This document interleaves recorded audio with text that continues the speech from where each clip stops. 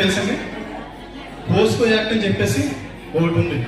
POCSO act అంటే ఇటువంటి బాలల మీద ఏదైనా అన్యాయం జరిగితే, ఆకృష జరిగితే వారిని మరి మిషన్ శక్తి, బేటీ బచావ్ బేటీ పడావ్ 100 రోజుల స్పెషల్ అవేర్నెస్ ప్రోగ్రాం, మహిళల చట్టాలు మరియు బాలల చట్టాలు అవగాహన కార్యక్రమానికి విచ్చేసిన మరి సభాసదులందరికీ కూడా హృదయపూర్వక ఆహ్వానం పలుకుతున్నాం.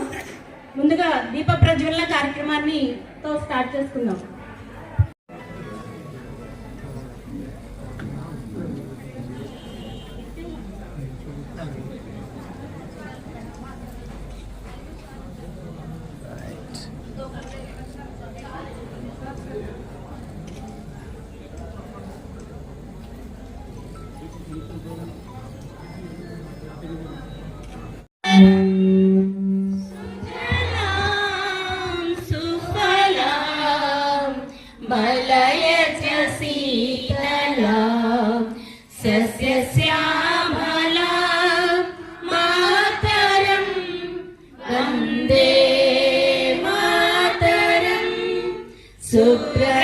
తెలియజేస్తున్నాము.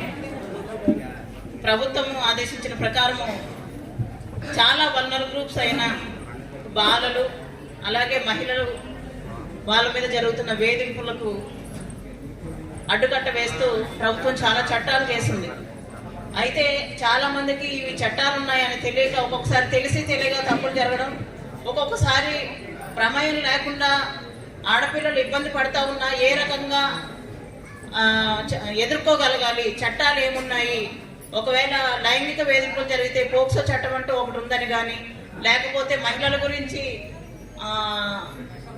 బాధ్యత తీసుకునే వాళ్ళు ఒకరు ఉన్నారని కానీ చాలా మందికి తెలియకపోవడం వల్ల, లేకపోతే బయటకు చెప్పుకుంటే ఏమైపోద్దో, లేకపోతే ఇతరులు ఏమనుకుంటారనే దాంతో చాలా కుటుంబాలు ఎవరన్నా దాడి జరిగినా కూడా బయటకు చెప్పుకోవడం లేదు. అలాంటి పరిస్థితుల్లో ప్రభుత్వం ప్రతి ఒక్కరు కూడా అవగాహన కల్పించండి అని చెప్పి కొన్ని రకాల చట్టాలు మాకు చెప్పడం జరిగింది. దాంతో గ్రామాన్ని కూడా ఈ 100 రోజులు కూడా జిల్లాలోని ప్రతి గ్రామాన్ని కూడా చుడుతూ ప్రతి పాఠశాలలో ప్రతి కళాశాలలో కూడా మరి బాల్య వివాహ నిషేధ చట్టం గురించి, అలాగే బాల కార్మిక చట్టం గురించి, అలాగే రైట్ టు ఎడ్యుకేషన్ గురించి పిల్లలకు సంబంధించి చెప్పడం, అలాగే బాలల అక్రమ రవాణా, మహిళల అక్రమ రవాణా, ఇవే కాకుండా గృహహింస చట్టం గురించి,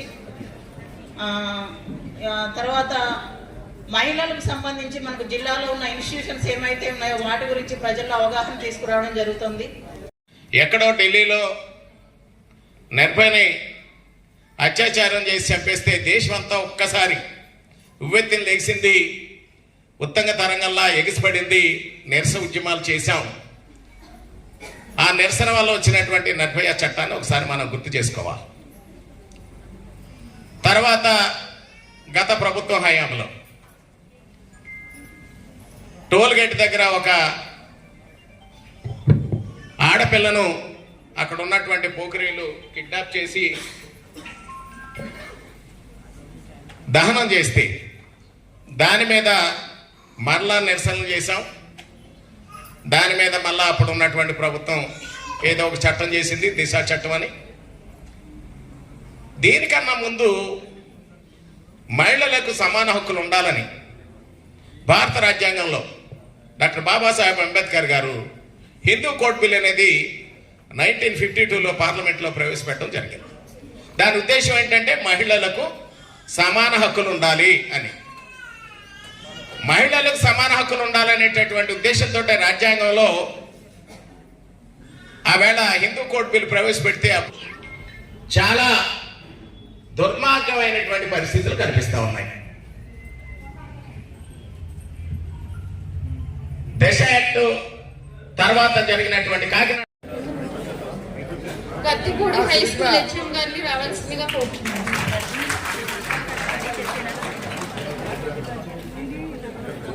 సరిపోదు కింద పెట్టండి. జెడ్పీహెచ్